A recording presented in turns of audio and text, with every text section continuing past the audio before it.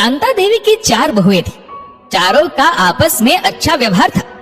कांता देवी को भी उन लोगों से कोई शिकायतें नहीं थी। कांता देवी की बड़ी बहन रमा देवी कभी कभी कांता देवी के यहाँ घूमने आती थी। वह पास के ही शहर में रहती थी, इसलिए हर महीने 15 दिन में आती रहती थी। उनकी 2 बहुएं थी, लेकिन रमा देवी हमेशा कांता देवी के घर परिवार के मसले पर इंटरफेयर करती रहती थी। हमेशा कांता देवी की बहुओं में मीन मेख निकालती। कांता देवी से कहती, तुम बहुत सीधी हो, अपनी बहू पर लगाम रखा करो। मेरी बहुएं तो बहुत अच्छी है, हमेशा मेरे कहने में रहती है, मुझे कभी उनसे कोई शिकायत नहीं है। लेकिन तुम्हारी बहुएं तुम्हारी ठीक से सेवा नहीं करती और घर के कामों में भी काम चोरी करती है।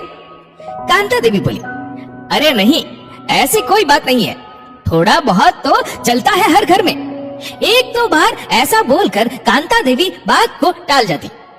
एक बार जब कांता देवी की बड़ी बहू सीमा ने रमा देवी को न सिर्फ कांता देवी बल्कि उसके पति रमेश को भी बरगलाते सुना तो उससे रहा नहीं गया और उसने अपनी देवरानियों को बताया कि मौसी जी मम्मी जी के कान भरती है और हमारे घर में झगड़े करवाती है। ऐसा कई बार हुआ। 1-2 बार छोटी बहुओं ने भी रमा देवी को ये सब करते देखा तो चारों बहुएं कांता देवी के पास गई और बोली, मम्मी जी, मौसी जी की आदत ठीक नहीं है, वो अपनी बहुओं से तो अच्छे से बनाकर रखती है, उनकी कभी बुराइयां नहीं करती, लेकिन आपको हमेशा हम लोगों के खिलाफ बरगलाती है और हम लोगों को भी तो ताने मारती है, ये बात ठीक नहीं है। कांता देवी पर आखिर रमा देवी की बातों का असर हो ही गया। वह बोली, मेरी बहन सही तो कह रही है, कौन सा गलत कह रही है, तुम लोगों की सच्चाई तो बयान कर रही है। सीमा बोली, मम्मी जी, आप तो ऐसे नहीं थे, ये आपको क्या हो गया। उसके बाद सास बहुओं में आए दिन खटपट होती रहती। रमा देवी जब भी आती है आग में घी का काम कर जाती और घर में विवाद पैदा कर देती। अब तो रमा देवी की ये आदत हो गई थी कि वह ना सिर्फ कांता देवी को बल्कि अब तो चारों बहुओं को भी एक दूसरे के खिलाफ बरगलाने लगी। अब उन लोगों में भी आपस में की मनमुटाव की स्थिति रहने लगी। घर में माहौल बहुत ही तनावपूर्ण रहने लगा। आखिर एक दिन सीमा ने समझदारी से काम लिया।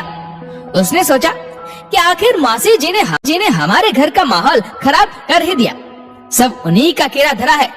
उसने अपनी देवरानियों से कहा कि हमें अब मौसी जी का इस घर में आना बंद करना होगा, वरना ये घर बिखर जाएगा।